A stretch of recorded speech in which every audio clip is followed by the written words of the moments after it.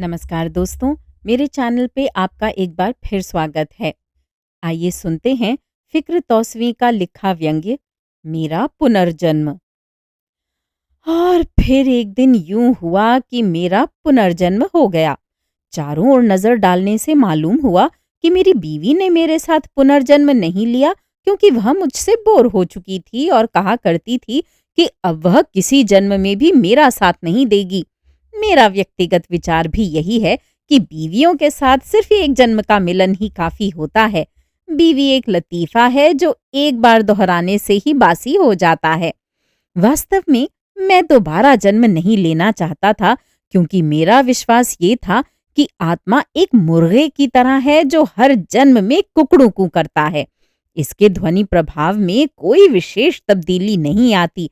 इसलिए सच्चे दिल से मेरी ये इच्छा थी कि मेरी आत्मा या तो परमात्मा में विलीन हो जाए, और यदि ये संभव न हो तो मुझे मानव की बजाय उल्लू बना दिया जाए, क्योंकि उल्लू भावना से रिक्त होता है और भावना ही पिछले जन्म में मेरी सबसे बड़ी वेदना थी।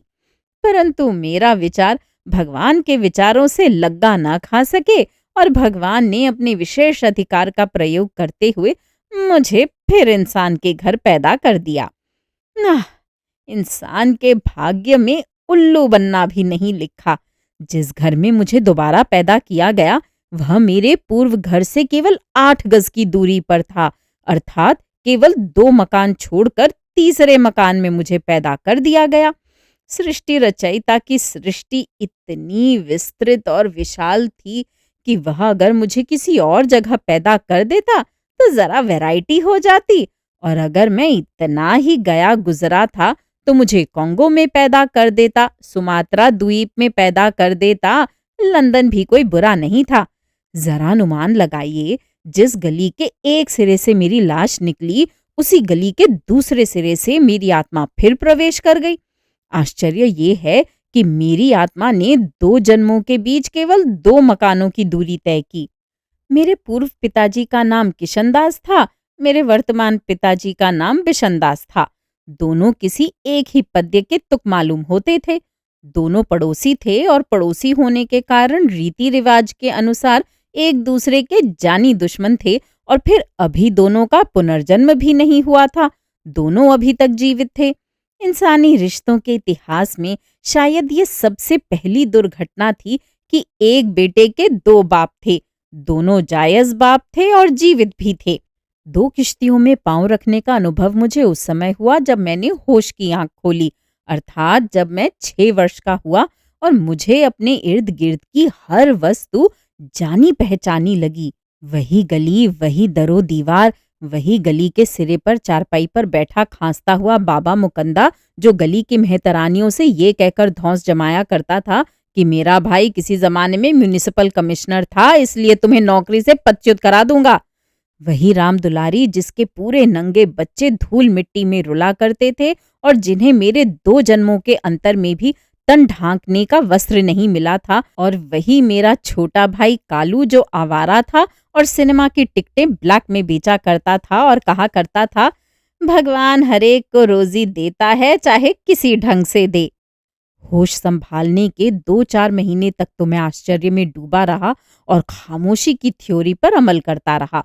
धीरे धीरे पूर्व जन्म की बहुत सी बातें मेरे मस्तिष्क के सागर में लाशों की तरह तैर तैर कर ऊपर उभरने लगीं, और मेरी नाड़ियों में एक बुलबुलाहट सी पैदा होती गई।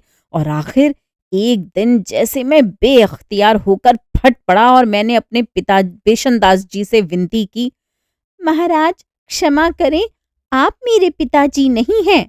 पिताजी महाराज मुस्कुरा दिए, जैसे हर बाप अपने बच्चे की मासूम शरारत पर खुश हो जाता है, और ऊंची आवाज से बोले, मैंने कहा श्रीमती जी, सुना तुमने? पुत्र महाशय जी क्या फरमाते हैं?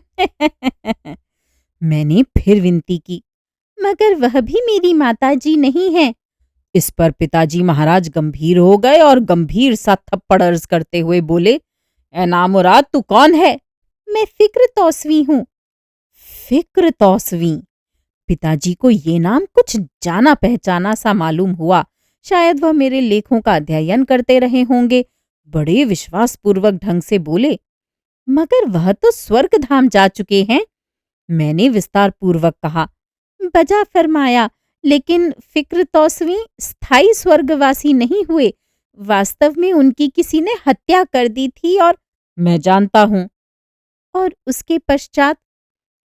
उसके पश्चात तुम सीधे हमारे घर आ गए। उन्होंने शायद मन ही मन कहा और फिर इस डर से कहीं ये सचमुच फिक्र तौसवी ना हो, मेरी परीक्षा लेते हुए कहने लगे, अच्छा बताओ तुम्हारे पिताजी का क्या नाम था? किशन दास। क्या काम करता था? हल्दी में मिलावट करता था। इससे पिताजी के चेहरे का रंग हल्दी की तरह पीला पड़ गया। ये उत्तर तो 100% सही थे। और अधिक पीला होने के लिए उन्होंने कुछ और प्रश्न पूछे, जिनके उत्तर मैंने 100% सही दिए। उदाहरणतया, रामधन बजाज की बीवी ब्रह्म कुमारियों के साथ भाग गई थी और इलाके के स्कूल के प्रिंसिपल जगन्नाथ जी स्मगलिंग की घड़ियां बेचने के अपराध में गिरफ्तार हो गए थे और मंदिर का पुजारी शिवशंभू प्रसाद एक भक्तनी को भगवान के प्रत्यक्ष दर्शन कराने के लिए अपहरण करके ले गया था, आदि आदि।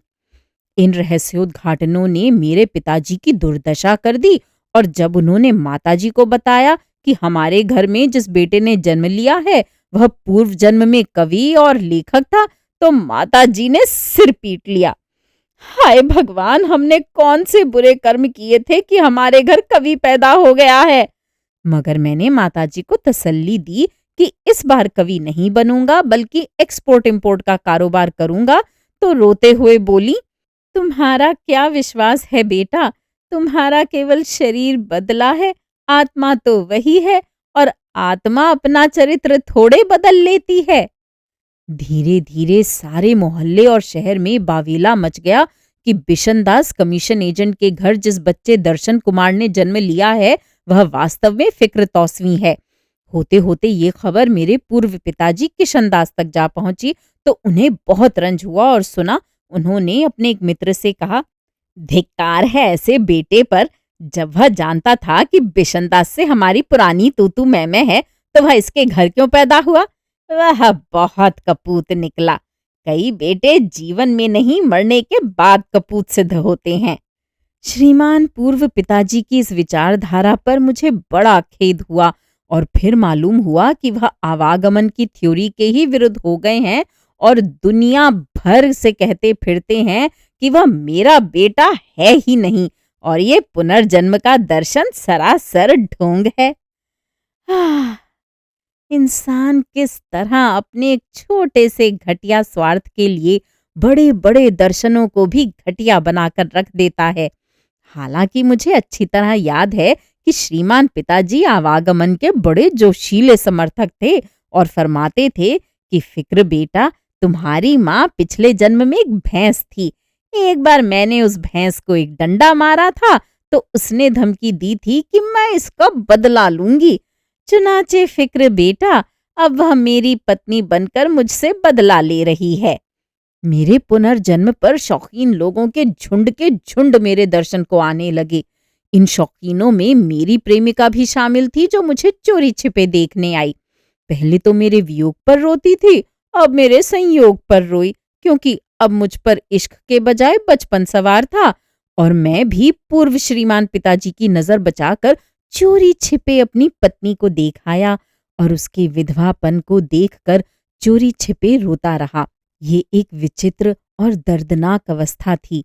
एक स्त्री का पति मौजूद था मगर समाज उसे फिर भी विधवा कहे जा रहा था। शहर के अखबारों ने एक शरारत यही की कि मेरे पिछले जन्म और वर्तमान जन्म के फोटो साथ साथ प्रकाशित किए और इस तरह अपने ग्राहकों को मूर्खतापूर्ण प्रसन्नता प्रदान की और दूसरी ओर आवागमन के प्रशंसकों और विरोधियों के बीच गृह युद्ध की खबरें आने लगीं और एक सूचना के अनुसार इन दंगों में बहुत से व्यक्ति जख्मी हो गए, जिनमें से एक की दशा गंभीर बताई जाती है। मेरे मित्र पूर्व जन्म के दोबारा मेरा शोक प्रकट करने आए और मुझे 6 वर्ष का बेडौल सा बच्चा देखकर कहने लगे, फिक्र तौसवी, तुम्हें क्या हो गया है? मैंने कहा, मुझे पुनर्जन्म हो गया है। भगवान तुम सबको पुनर्जन्म करे। लिहाजा जान पहचान के कई लोग मुझसे मिलने के लिए आए। मोहल्ले की बुढ़िया रामदेई ब्राह्मणी आई और मुझे देवता ना जाने किस प्रकार का समझकर मेरे चरण छूते हुए बोली, बेटा, तुम भगवान से होकर आए हो। वहां तुमने मेरे बेटे दौलत राम घायल को तो नहीं देखा? मैं झट पहचान गया दौलत राम घायल, जिसके भाग्य में दौलत कम और घाव अधिक लिखे थे। रामदेई ब्राह्मणी का बेटा था। वह कवि था। कवि होने के कारण रीति अनुसार गरीब और भूखा नंगा था और घटिया और सस्ती जहरीली शराब पीते पीते भगवान को प्यारा हो गया था। मैंने कहा, नहीं माँ जी, घायल साहब तो उधर कहीं दिखाई नहीं दिए। मेरा ख्याल है कहीं पुनर्जन्म ले चुके होंगे। लेकिन कहाँ? उसकी तो कुछ सुध खबर ही नहीं बेटा। अब मैं क्या जानूं माँ जी, संभव है मेरी तरह इस मोहल्ले में ही जन्म ले चुका हो। रामदेई ब्राह्मणी बेचैन हो गई। माँ थी ना, बोली, तुम्हारे मुंह में घी शक्कर बेटा। कितना अच्छा होता अगर वह फिर मेरे ही घर जन्म ले लेता। मैंने बुद्धिजीवियों की तरह उत्तर दिया, जन्म तो कर्मों के अनुसार मिलता है माँ जी। कर्म तो उसके इतने अच्छे थे बेटा कि वजीर बन सकता था। फिर तो वह नर्क में गया होगा माँ जी। रामदेई मुझे गालियां देती हुई चली गई। माननीय माता वर्तमान सच कहती थीं। मेरा चोला बदला था, आत्मा वही थी। मैं पुनर्जन्म के बाद भी वही फिक्र तौसवी था, वही मूर्खों वाला खरापन, वही व्यर्थ लान तान। और मैंने अनुभव किया कि लोग अब मेरी बातें सुनकर खुश कम होते हैं और नाराज ज्यादा। धीरे धीरे लोगों ने हमारे घर आना जाना कम कर दिया और फिर बंद कर दिया। मोहल्ले के भद्र पुरुषों ने अपने बच्चों को आदेश दिया कि मेरे साथ खेलकूद बंद कर दें। औरतों ने मेरी माँ से और मर्दों ने मेरे बाप से बातचीत करनी बंद कर दी और अब मेरे माता पिता मुझे सांप का बच्चा समझकर पाल रहे थे। मेरी भूख न रही बल्कि कुत्ते की दुत्कार बन गई। मेरे कपड़े मेरी चमड़ी उधेड़ने का कारण बन गए। मेरे खिलौने मेरी उंगलियां मरोड़ने लगे। इस एक ही समय में आशा और निराशा वाली परिस्थिति ने मुझे बहुत उदास कर दिया और मैं प्रायः रात के काले गहरे अंधकार में तकिए भिगो भिगो कर रोया करता और भगवान से गिड़गिड़ाया करता, हे रचयिता, मेरी याद मुझसे छीन ले, मेरी स्मृति सुन्न कर दे, पूर्व जन्म की हर देन वापस ले ले। लेकिन भगवान को ये शायद स्वीकार नहीं था। धीरे धीरे मेरे लिए जीना दूभर होता गया। मेरा ताज़ा ताज़ा मासूम दिल मोहब्बत का भूखा था, लेकिन मेरी भूख घृणा से मिटाई जाती। भगवान ने मुझे नया जन्म अवश्य दिया था, नई बुद्धि नहीं दी थी। इसलिए मैं दुनिया के सामने ये झूठ भी नहीं बोल सका कि मैं फिक्र तौसवी नहीं हूँ, बल्कि एक गीदड़ हूँ, गधा हूँ, च्यूटी हूँ और मैं तुम में से किसी को नहीं जानता, न बिशन दास को, न किशन दास को, न रामदेई को। और इसीलिए दुनिया अब मुझसे खामख्वाह भयभीत हो गई। मेरी छाया से भी लोग दूर भागने लगे। कोई मेरे पास तक नहीं फटकता था। मैं 6 वर्ष का एक मासूम सा बेगुनाह बच्चा इतनी बड़ी बूढ़ी दुनिया से अलग हो गया और अपना जीवन केवल अपने साथ ही गुजारने लगा। लेकिन एक दिन अचानक अकेलेपन का ये घेरा टूट गया। वास्तव में अखबार में किसी ने शिकायत कर दी थी कि जिस व्यक्ति ने फिक्र तौसवी का कत्ल किया था वह 6 वर्ष तक ढूंढा नहीं जा सका। अब उसकी खोज की जाए और फिक्र तौसवी से ही पूछा जाए कि हत्या किसने की थी। क्योंकि वह पुनर्जन्म की 100% बातें ठीक बता रहा है, तो कोई वजह नहीं कि वह अपने हत्यारे के बारे में जानता ना हो। इस शिकायत पर शहर भर में मेरा मुर्दा जिंदा हो गया। चारों ओर से नई खोज की मांग होने लगी। एक गुस्सैली भीड़ ने तो इस संबंध में थाने को आग लगा दी। चुनाचे अधिकारी लोग भयभीत हो गए और एक पुलिस अफसर छानबीन के लिए मेरे पास पहुंचा। बोला, फिक्र साहब, फिक्र तौसवी मर चुका है। मैंने कहा, हाय, उसकी मृत्यु ही तो हमारी मुसीबत का कारण बनी हुई है। आप ही हमें इस मुसीबत से छुटकारा दिलाएं और बताएं कि आपको किस व्यक्ति ने कत्ल किया था। एक स्कूटर ड्राइवर ने। कारण? बहुत मामूली। उसने निश्चित भाड़े से 4 आने ज्यादा मांगे। मैंने उसे शर्म दिलाई। उसे क्रोध आ गया और छुरा निकालकर उसने मेरे पेट में भोंक दिया। केवल 4 आने के लिए इतने बड़े साहित्यकार की हत्या कर दी? जी हाँ, क्योंकि उन दिनों 4 आने में एक संतरा आ जाता था, मगर साहित्यकार एक-एक आने में मिल जाते थे। पुलिस अफसर को गुस्सा आ गया। बोला, हम उसे फांसी पर लटका देंगे। आप उसका नाम और हुलिया बताइए, स्कूटर का नंबर बताइए। मुझे उसका हुलिया और स्कूटर का नंबर अब भी पूरी तरह याद था, लेकिन लेकिन क्या ये उसे फांसी दे देंगे? मेरा नन्हा सा मासूम शरीर सिर से पांव तक कांप उठा। मुझे यूं अनुभव होने लगा जैसे फांसी का फंदा स्कूटर ड्राइवर की बजाय धीरे धीरे मेरी गर्दन की ओर बढ़ रहा है। मैं उसका हुलिया नहीं बताऊंगा, वरना ये उसे मार देंगे। नहीं नहीं, मैं नहीं, मुझे यहां से भाग जाना चाहिए। और मैं सचमुच भाग खड़ा हुआ, जोर जोर से भागता गया। गलियां, सड़क, बाजार, और फिर मैं पीछा करने वालों की आंख बचाकर एक मोड़ पर मुड़ गया और एक तंग अंधेरी गली में घुस गया। और फिर मुझे यूं लगा जैसे इस अंधेरे में एक चेहरा उभरा है। ये चेहरा भयानक था। उसकी आंखों में खून उतरा था। उसके हाथ में एक चमकीला छुरा था।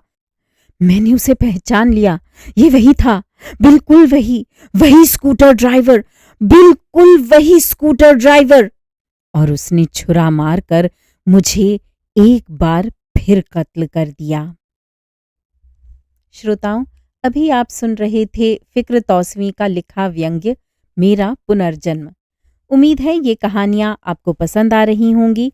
मेरे चैनल पर आने के लिए और इन कहानियों को सुनने के लिए धन्यवाद।